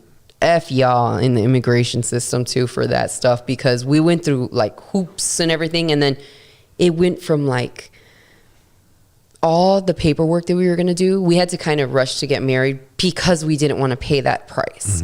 But we stayed together for like 10 years, so it wasn't like 2 years later or whatever. But so they went from like having like things being mildly okay to like $99 to file this piece of paper that says they're here or whatever, to like going up like 90%. How can you make that? And then you're not supposed to be working. And then what if you don't have family from other places? Like if you are a refugee, let's just say, how do you make that? And how does the government expect you to pay that? Yeah. I think people need to sit back and look at what they're asking of immigrants to do. Yeah, they're paying taxes, a lot of them. Granted, the way they're doing it, but they're not getting anything back. At the end of the year, you're getting it back. You're getting whatever anybody put in back. A lot of immigrants, depending if you have children that were born here or there or whatever, you cannot get help from the government at all. They don't want you to have welfare, food shares, anything that you could have. They don't want to give it to you, because they want you to come to this country and provide for yourself. And not only that, you have to have somebody sign for you saying, it's like a co-signer for you to be here in America that Like says a visa or something like that, Yeah, it's ridiculous when you have to have like a co-signer. My mother had to sign for my ex-husband so that he could be here. And if he was going to get sick or hurt or something and he couldn't work, she was the one that was going to have to start paying his bills and taking care of him, because they're not going to allow you to go ask for help. And I think that's something a lot of people don't know about. See, Amelia was even saying, wow. There's so many loopholes too, though. There's people that, and you have to play both sides of the fence to really get a clear narrative on what it is, because there are a lot of people that abuse the resources, a lot of people that come in, and set up businesses. They find the loopholes and then they rifle through those and they create generational wealth. Whether it's through the gas stations or through, that type of legal business loophole where you're here for X amount and then you put everything in somebody else's name and then now you're free of, and that in itself hinders a lot of people that come here and are trying to do it right, because now those resources you're putting that. Not everybody's going to have, come from a family of wealth and be able to establish something like that. Some people, like you said, are refugees that happen to come from the same area and don't have those opportunities. It's very difficult when it comes to that, because as well as Americans, we want to protect our resources. We want to make sure that, people that really want to be here, that are really trying to establish that, have the help that they need. Because not everybody is on that same thing. We have people that migrate north from all the way at the tip of Brazil or as far south as you can go, that come up here to set up trafficking rings and, Yeah, muling so, and doing yeah. things like that. You're to you're fuck definitely people going over, that way. Yeah. And they come from the north as well. Yeah. They come from everywhere that have ulterior motives for being here. So it's easy to get into gray areas when it comes to that. Because some people do it right and do it black and white, but some people will navigate the gray because they know they can get away with things, at the government level, at the neighborhood level, because some people are making money off of having these communes of refugees because now they can exploit them. Oh, I have this business now. I'm going to pay 50, immigrants or refugees the same wage that I would pay 20, and I can get away with it because, all right, They can't leave. I'll call ICE on myself, get them all rounded up, pay the bill, and then just go and find some other ones and be like, hey, you see what happened to the other ones? Just shut up and work. That is so sad to me to know that there's people that do take advantage of of that kind of area. But so I want to say for the big African community that's here, for me hearing that on our local radio station, talk radio, these people have such a huge resource and they're helping take care of each other. It's a very amazing thing when you see things working in the community for the right way and the right reasons, and they are helping each other. And I think that when I was talking about the couple, the one was a doctor and one was a teacher or whatever, I think that the husband actually went back to college and they were like two full-time working parents, and they had kids, and and they worked so hard to get back to kind of the norm of their education, everything that they had back in Africa. And that's saying something when you could come here and, like you said, you can navigate the gray areas and just take advantage of everything. But for the most part, I feel like most immigrants are trying to move forward and get a better life. Most. Yeah. I would agree with that. Most are really trying. And I feel like, so like I was saying with Amelia, she said, wow, that's terrible. If you really look at our immigration and it's not just Latinos, obviously, it's for everybody across the board that is not born here.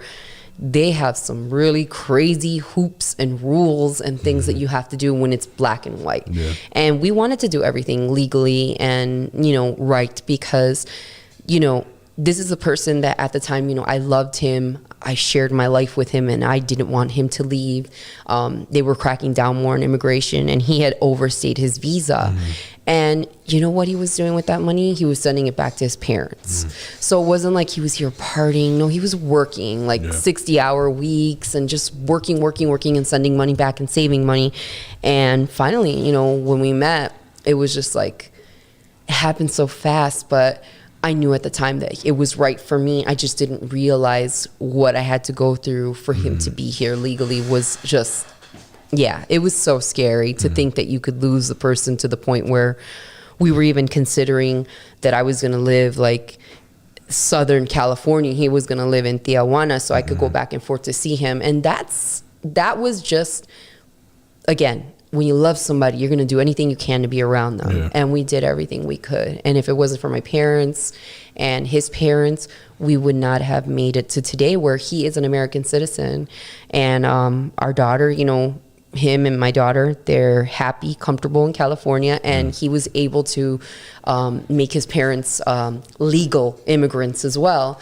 And so that's, that worked out for us. We're probably like a success story in a way, even though we did get divorced, for other reasons, obviously. But, we're still a success story where he has gotten educated since he's been here. He's been doing everything that he can to work hard. And now he wants to be either a nursing assistant or a nurse. So it's really cool. And he actually was going to college in Mexico. They would not send the transcripts. So he had to go through his GED and do college again. Wow. So that's rough. Often when I speak with my stepdad, because he went through a similar experience to that, he got with my mom for that specific reason. At that point, it was to help him establish his citizenship. And obviously it developed into something more. And then now they're going on 20 years of being married, but that's often something that he, hearing his story, he's like, okay, well, my mom died, when I was 15. And from there, I really didn't feel at home anywhere. So I just packed my bag and I left. He's like, I've lived in a trash can. I've lived in the alleys, He's like, and that's a very common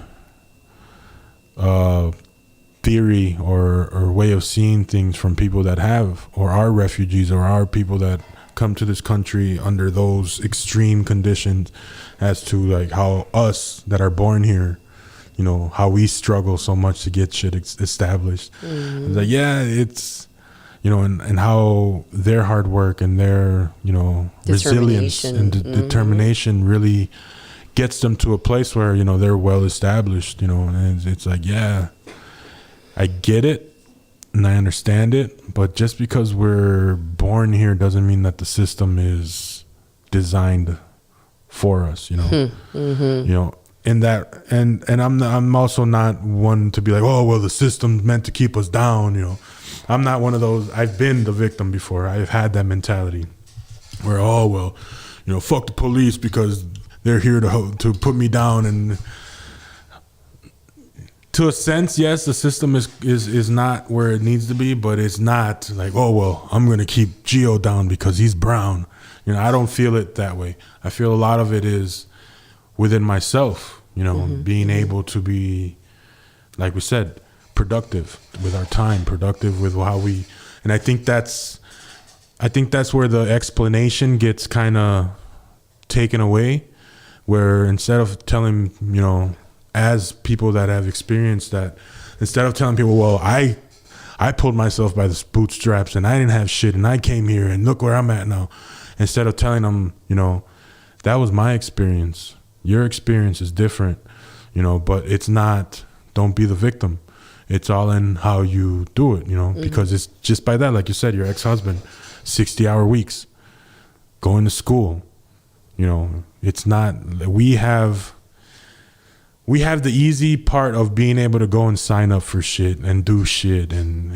But if we don't follow it through, it's not because we're brown. It's not because we're minorities. It's not because the system's against us. It's because we were lazy, because we didn't follow through, because it was so easy accessible that we would rather go cash a Pell Grant and spend it at the mall, as opposed to if it was an immigrant and they got a Pell Grant, they would pay 3-4 months in advance in rent so they don't have to worry about it. Right. And make sure that their ability to take the little resources that they can get are used so much more better than we would. It's almost like you see in all the survival movies, that one guy that has the chocolate bar, or that one guy that has the bottle of water. And when everybody's like, all right, we're gonna share the resources, and you always have that one person that sneaks off and eats the whole chocolate bar, drinks the whole. That's what our experience is more like, because it comes so more easily to us that we don't hold it with as much value as somebody that had to cross the border, had to cross the desert, had to sneak into the country, would take that same opportunity, And I think that's, if it was explained to us in that way, a lot more people would grasp what the concept is, as opposed to like, well, what's your fucking excuse? You were born here. You have everything, It's different. I don't know.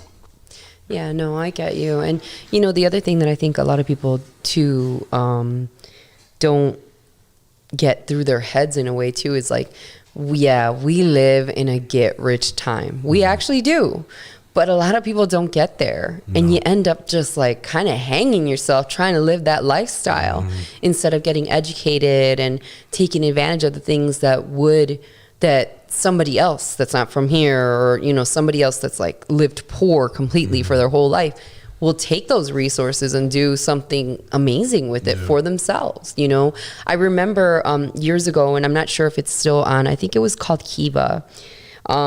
Basically it was something online that you would give people a loan, and they were in Africa, and they would start their little businesses up. And sometimes it was like as crazy as like $20. You know, you give somebody $20 and they'll pay you back when they can, or $50 or $100 or whatever. And it was insane because such little amount of money that you think, man, $100, you know how many people run out and buy a pair of jeans or shoes with that right now? It's nothing. Shit, I had burger and some drinks last night and it was $60-$70. Holy cannoli, you know what I'm Yeah. saying? So these people are actually like looking for loans so that they can make their life and stay in their own country.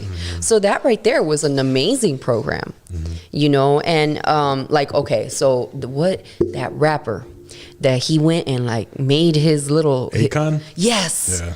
That man by no means was like a gazillionaire, but he took his resources and used it for good. And where he was at in those small villages and stuff, education, clean water, electricity, and he didn't even have a lot. He just went with the idea that we could do this. And people, started investing and taking care of their own so they could stay in their country and be educated and be happy. You know, because not always leaving is going to be the better idea, you know. But if you can keep where you are better, clean, happier, and healthier and educated, why would people leave? It makes a difference. Yeah. Makes a difference. That's why I'm a proponent, you know, even though I do want to leave Milwaukee eventually, but that's because, you know, for weather purposes and just to experience something different. Not necessarily because I want to leave Milwaukee because fuck Milwaukee, you know, and there's people out here that, you know, play that front where they're, oh yeah, Milwaukee, but in the background, they're, oh, I can't wait to fucking live this place. I hate it here, you know, but they make their wealth and their fame or they prosper on the back of Milwaukee, but they hate it. You know, for me, it's always been like, well, I am from here.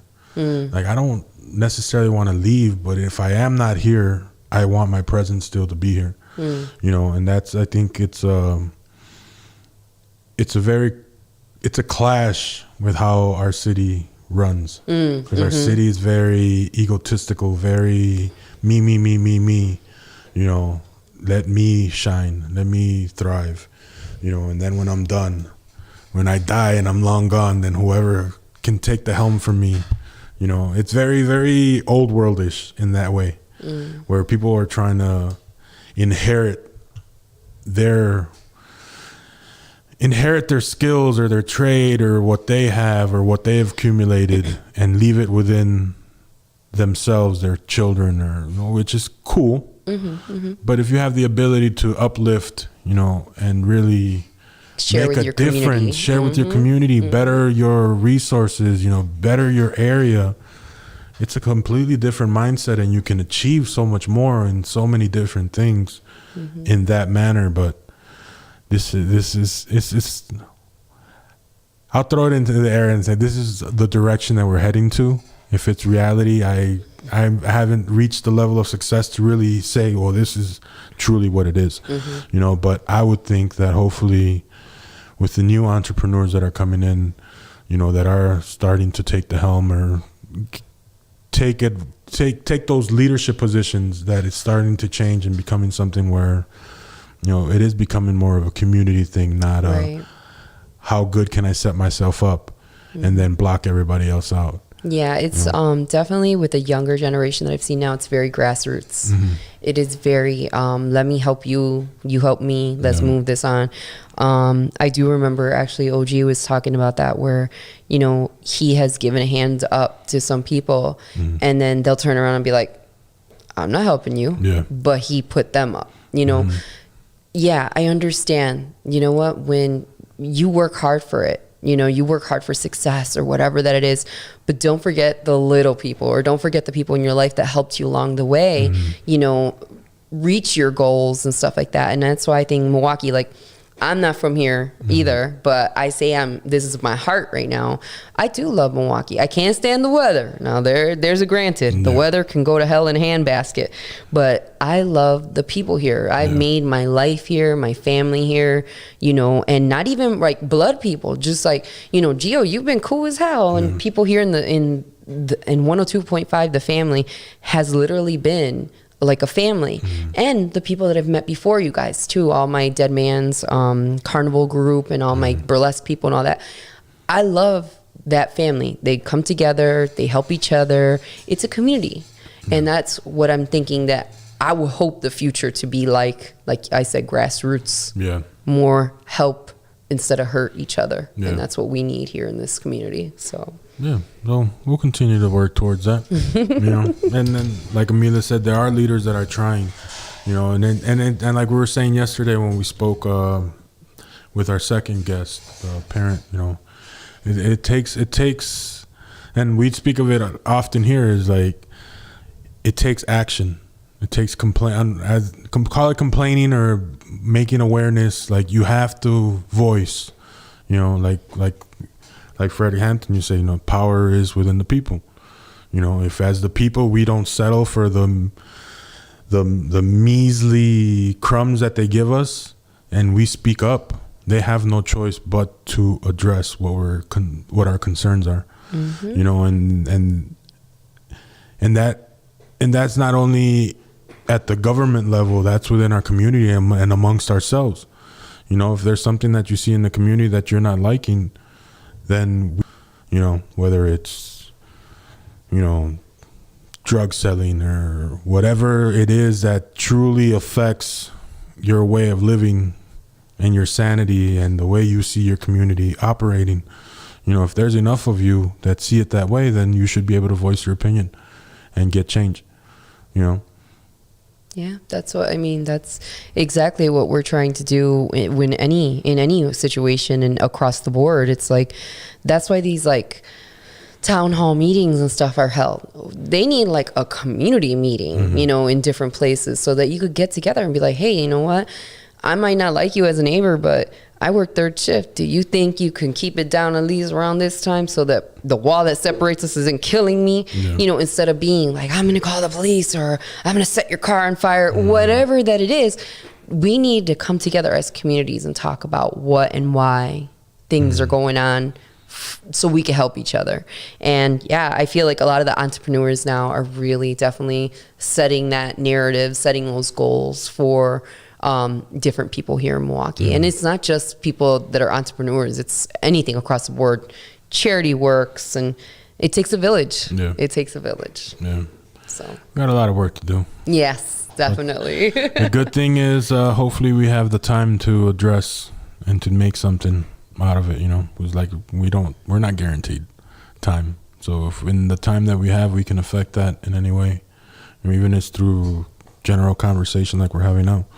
If it sparks somebody's interest and they do something about it, then, our 2 cents and their 2 cents, and whoever they work with's 2 cents, eventually it adds up to something. Yeah. So Definitely. Well, that's where I guess I'm gonna just say it again, and we say it all the time on every show. Share, like, comment, send us links on things that are happening in this community and anywhere in Wisconsin too. If you really want to bring it down, just, show your support for us.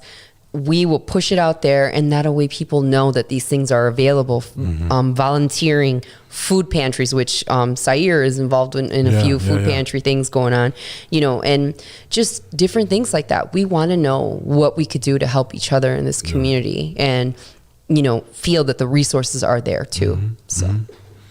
Yeah, no, I agree. Definitely 100%. Again, I think it was from 2 to 4. But yeah, like I said, tomorrow we are going to have Gideon on. He was going to come in. Like I said, he wasn't able to make it today because he double scheduled. He had his community cleanup going on today from 2 to 4, I believe. So hats off to them out there, whoever showed up. He usually gets a really good turnout, really good support. And I guess the moral of this episode was, be kind, rewind. Do your part. Do your part in what you can. Don't hinder the next man's journey because you see it as you're the main character of every story. Really, really put yourself out there to see how more than you can benefit out of your choices, and just be a good human. Right. I don't know. Yeah. Yeah, right. That rounds it up. Yeah, it does. It does. We've touched on every kind of topic, and I love that it rounds up to just be good, be kind, be good to each other and yourself.